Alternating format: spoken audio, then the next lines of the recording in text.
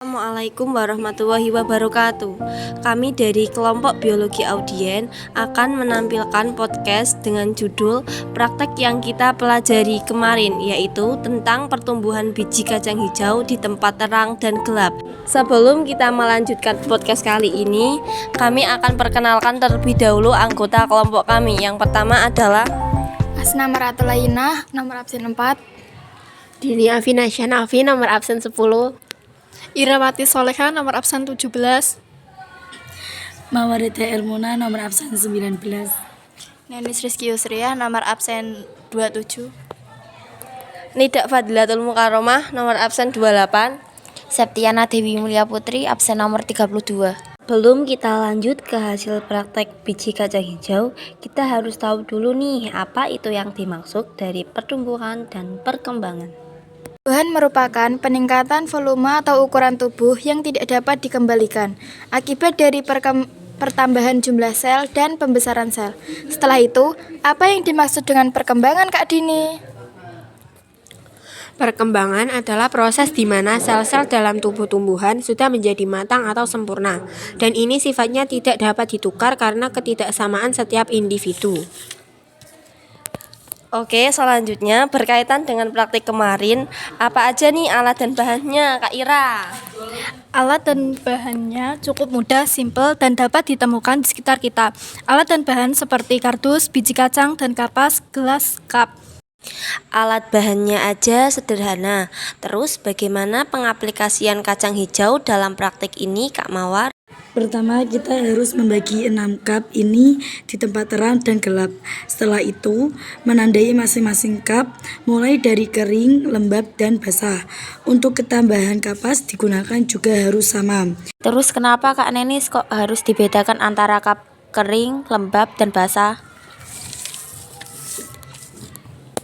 Tentunya kita dapat mengetahui perbedaan pertumbuhan biji kacang hijau di masing-masing tempat kering, lembab, basah. Oke, baik. Terus untuk peletakan cup terang dan gelap di mana ya, Kak Septi? Untuk di tempat terang, kami meletakkan di pinggiran jendela kelas dan dihadapkan langsung dengan arah sinar matahari. Sedangkan untuk tempat gelap, kami mendayagunakan kardus bekas agar tidak terkena sinar matahari. Terus selanjutnya, perawatan apa saja yang dilakukan setiap hari agar dapat mengetahui pertumbuhan dari biji kacang hijau, Kak Ira?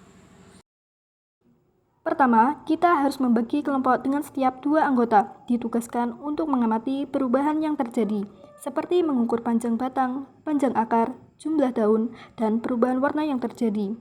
Sekarang saya jadi banyak tahu nih tentang mekanisme praktik pertumbuhan biji kacang hijau. Pertanyaan selanjutnya, bagaimana hasil akhir dari uji pengamatan yang kelompok kalian lakukan, Kak Ira? Hasil akhir dari uji pengamatan yang kami lakukan pada hari kelima, yaitu pengamatan hari terakhir yang kita lakukan bersama semua anggota kelompok kami, bahwa ditemukan perbedaan dari kacang hijau yang tumbuh di tempat terang dan gelap. Adapun perbedaan tersebut adalah panjang batang yang semakin hari makin panjang, daun yang mulai bermunculan, perbedaan warna yang mencolok dari kacang hijau yang tumbuh di tempat terang berwarna hijau dan gelap berwarna kuning. Selanjutnya, kenapa pada tempat gelap batang kacang hijau terlihat lebih panjang?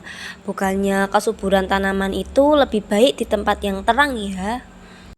Di tempat gelap lebih cepat tumbuh daripada di tempat terang.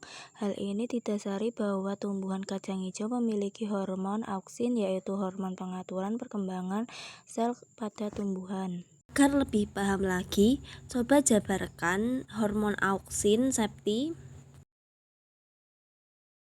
Lebih tepatnya, karena di tempat terang lebih banyak cahaya matahari yang dapat menghambat pertumbuhan kacang hijau. Sudah jelas bagaimana para pendengar tentang penjelasan praktik yang sudah kami lakukan.